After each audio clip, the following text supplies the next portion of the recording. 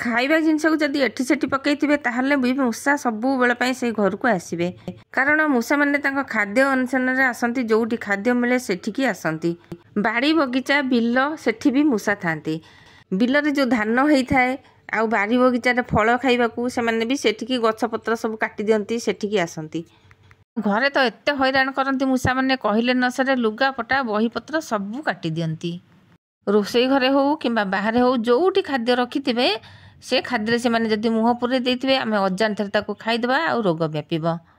एमिति तो बहुत प्रकार उपाय अच्छी। मु आज बहुत बढ़िया उपायटे नहीं आसी, तो जमा भी पैसा खर्च करने को पड़ोनी कि समय लगनी। एते सुंदर उपायटे खाली देखंतु टिके। नमस्कार, कुकुइथ मोचा चैनल को बहुत बहुत स्वागत। ये जो उपायटा मु कहूची ना, जदि थरे मूषा से जगह को आसीथिबो सी आउ से जगह को केबे भी आसीबा को इच्छा करबोनी कि आसीबोनी।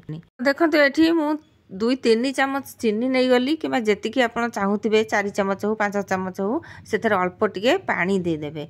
बेसी पानी देवेनी, अल्प टिके देवे। तापर एमती लगातार ताकू गोलेबा। तो ये अनुरोध रहा जमा भी वीडियो को स्किप करंतुनी, जहाँफल कि आप भी जानीपारे जदि स्किप करेंगे केमती कौन है। तो ये देखो चीनी भल भाव से मिसीगला। जमी चीनी मिसीज आम कौन करवा ए पकेबा। देखो मु कौन पकाउची, ये हूँ ग्लू स्टिक जो थाए जहाँ पाखे थीबो ग्लू स्टिक पकेबे।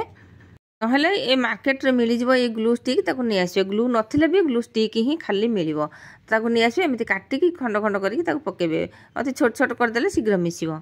यदि मूषा घरे पसंती से माने बहुत दिन तक सबु दिन पई से घरे बास करके रहिबाकू चेष्टा करती। गात कर दियंती, कौन सी अखा फका किंबा कौन सी कपड़ा फपड़ा जदि खोला थिबो ताकू सब काटी दियंती, आ सेठी ही रहिकरी तांको वंश विस्तार कर दियंती।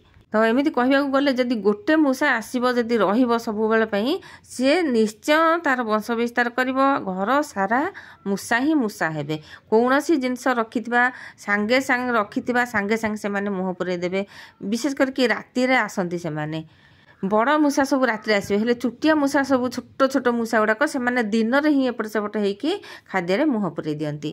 ता भाई एटा बहुत बढ़िया जिनसटे तैयारी होउची। देखंतु तापर एठी मु पकेली फाळे लेंबू सेथरे।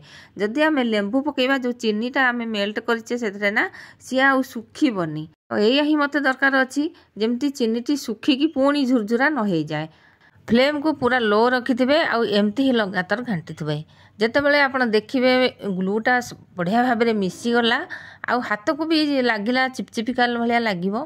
देखंतु जेमती अति पानी भलिया हेइथबो, जदि पतला हेइथबो सी हबनी। जेमिति पूरा अठा भलिया हेइजिबो ताकू आमे गैस पाखरु ओल्हे आनिबा, ठंडा हबाकू देबा। तापर एठी हमको दरकार हबो गुटे पट्टी, जो पेटी रे सब जिनस पत्र आसे ना, से पेटी की एमती मझिरु भांगी देबे दुई पाखरे। तापर एमती ही सेई ग्लू रो चीनी मिसा ग्लू को ताकू सबु आड़े मिसई देबे। देखंतु ए रेमेडी बहुत ही बढ़िया काम देइची। आपण माने दिने चेष्टा करंतु जेमिति अठा भली हब सेमिति ही। आउ सेमिति पानिया भलिया हेले चिपचिपिका हेले से तादरे ठीक खापिबनी। माने पट्टी से लागिकी रहिबनी, बोईजिबो आउ चिपचिपिका हाथ रे लागिबनी कि अठा हबनी।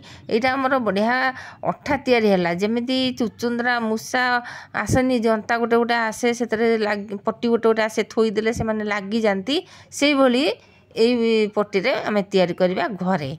जदि बहुत बहुत मूषा होउचंदी तो 3-4टा आसबे एकाथरे लागी जिवे। भल कि जदि अठा हेइथिबो तापरे हेतरे देदबा टिके बिस्कुट पके देले से माने से बिस्कुट को ता बास्ना रे खाइबा को ता भीतर को आसीबे। तो तापरे आमे कोन करबा। देखंतु ये तो पट्टी पूरा एमती ही रहिला। जदि आपण एमिति पट्टी पूरा खोला रे रखिबा को चाहउचंती खोला रे रखिबे, नाइ तो एमिति भांगी देबे। भांगी की कोन करबे, गोटे जो कपड़ा सुखेबा क्लिप ताकू नै आसीबा। देखंतु केमती अठा भली लागुची। तो कपड़ा सुखेबा क्लिप ताकू नहीं आसबा, ताकू बिस्कुट से पके देकी से क्लिपटा से लगे देबा। एमिति ही थिबो।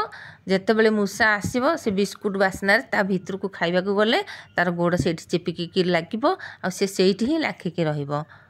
मूषा हुअतु कि चुचुंद्रा हुअतु से माने जदि खाद्य रे पशिबे किंबा रोषेई घरे गैस फैस ऊपर चढ़िबे किंबा सेई गैस पाखे रहिबे किंबा रोषेई घर तार जो स्लैब ऊपर रहिबे, बहुत प्रकार तांको पई रोग व्यापीबो। एठी देखंतु मूषा जेमती लाखिकी रहउची आ जाई पारुनी सेमिति ही हेबो।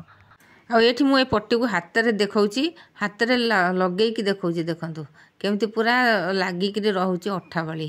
ଏମିତି ହେବା ଦରକାର। ଏମିତି ହେଲେ ମୂଷା ସବୁ ଆସିକି ସେଥିରେ ଲାଖିବେ। ଯେତେବେଳେ ମୂଷା ଲାଖିଯିବେ ଆପଣମାନେ ସାଙ୍ଗେ ସାଙ୍ଗେ ଧରିକି ତାକୁ ଆଉ ଅନ୍ୟ ଜାଗାକୁ ଛାଡ଼ିଦେବେ। ମୂଷାକୁ ଜମା ବି ମାରିବା ଠିକ୍ ନୁହଁ। ମୂଷାକୁ ନେଇକି ଅନ୍ୟ ଜାଗାରେ ଛାଡ଼ିଦେବେ ଯେତେବେଳେ ଏମିତି ଜନ୍ତାରେ ଧରା ପଡ଼ିବ। ସାଙ୍ଗମାନେ ଯଦି ଆଜିର ଭିଡ଼ିଓ ଭଲ ଲାଗିଛି ନିଶ୍ଚୟ କମେଣ୍ଟରେ ଜଣାଇବେ। ରହୁଛି, ଜୟ ଜଗନ୍ନାଥ।